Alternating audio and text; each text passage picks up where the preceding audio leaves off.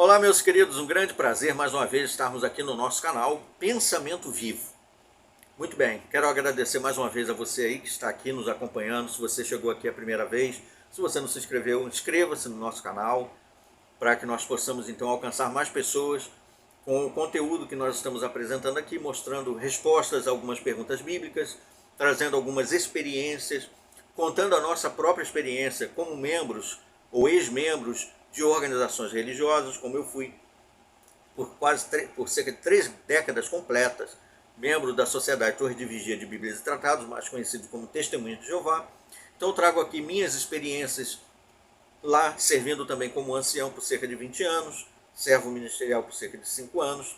Então, muitas experiências nós temos, outros comentários de pessoas que contam suas experiências nós trazemos aqui.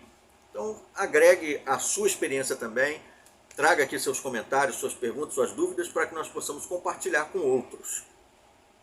Ok? Bem, vamos trazer então a comentário aqui a pergunta da nossa querida Elisete Maidana. A nossa querida Elisete Maidana fez a pergunta assim, ó. Gostaria de saber, se haverá ressurreição, quantas pessoas caberá na Terra? Levando em consideração que hoje já chega a casa de 8 bilhões, como será possível todos ressuscitar? Caberá a todos no espaço chamado Terra? Aí eu disse que ia responder em breve. Obrigado, querida Elisete Maidana, pela sua pergunta. Então vamos à primeira sentença aqui da dúvida, né? Se haverá ressurreição. O se coloca uma certa dúvida, né?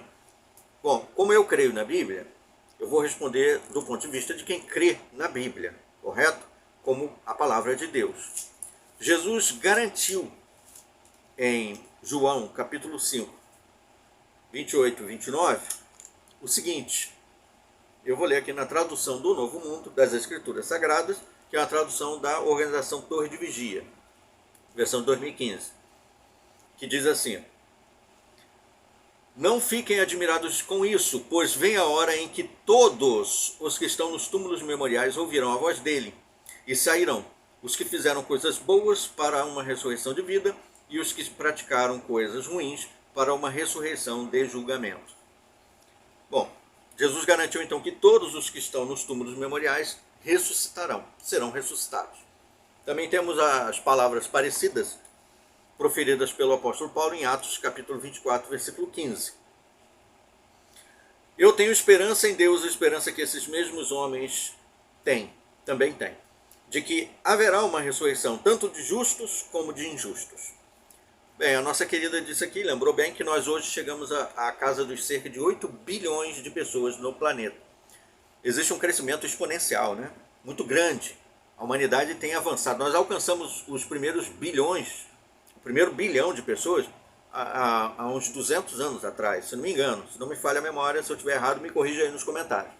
Mas nós alcançamos a casa dos bilhões, 2 bilhões mais ou menos, no século 20. Se não me falha a memória, nós alcançamos os 2 bilhões. E aí foi gradual, né, o crescimento exponencial, né, uma progressão geométrica. Antigamente nós tínhamos um crescimento que às vezes era interrompido por causa de muitas guerras, pestes, né, desgraças que aconteciam. Mas calcula-se, estima-se aproximadamente, que a humanidade toda que já viveu na Terra tem alcançado, vamos supor aí, cerca de 20 bilhões de pessoas. Cerca de 20 bilhões de pessoas já pisaram aqui na Terra, já viveram, somando com os 8 bilhões que hoje, né, em média, existem. Então, vamos botar aí uma escala de 20 bilhões de pessoas. Todo mundo, né, vivo na Terra hoje. Teria espaço para tantas pessoas? Calcula-se, querida Elisete, que mesmo que nós dividíssemos o planeta Terra na metade, reservássemos metade dele, do planeta, para o plantio,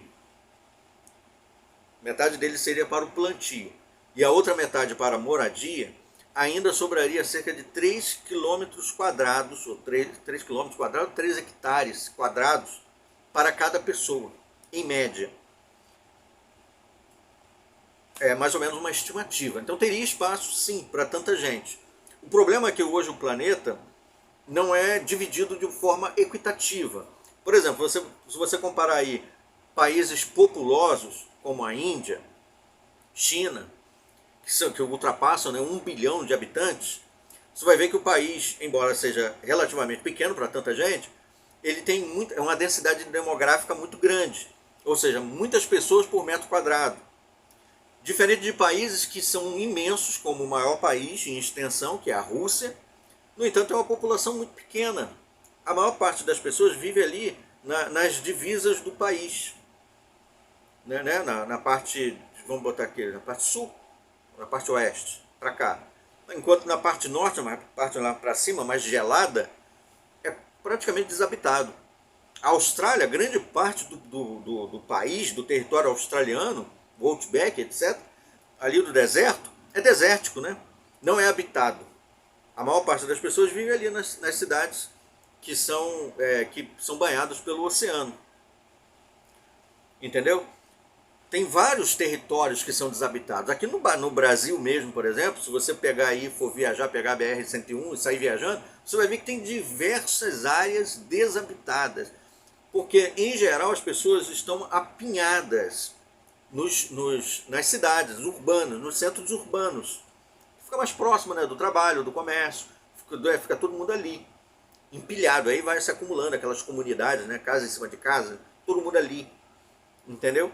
Mas se houvesse uma distribuição equitativa no planeta e tal, metade poderia ser usado para plantio, para alimento, que também essa questão é mal dividida no planeta. O planeta tem condições, segundo estatísticas, eu vi isso, foi no livro de estudos sociais, se não me engano, de geografia, dos anos 80, na época eu estava na escola, onde teve uma desgraça que aconteceu aqui no país, que alguns produtores de safras de feijão estavam deixando estragar no estoque, porque não queriam vender barato, por causa da queda do preço.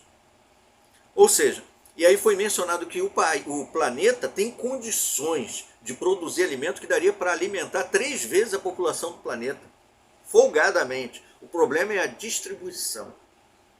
O problema está na forma administrativa do planeta, na forma em que está sendo administrada a divisão territorial e alimentar.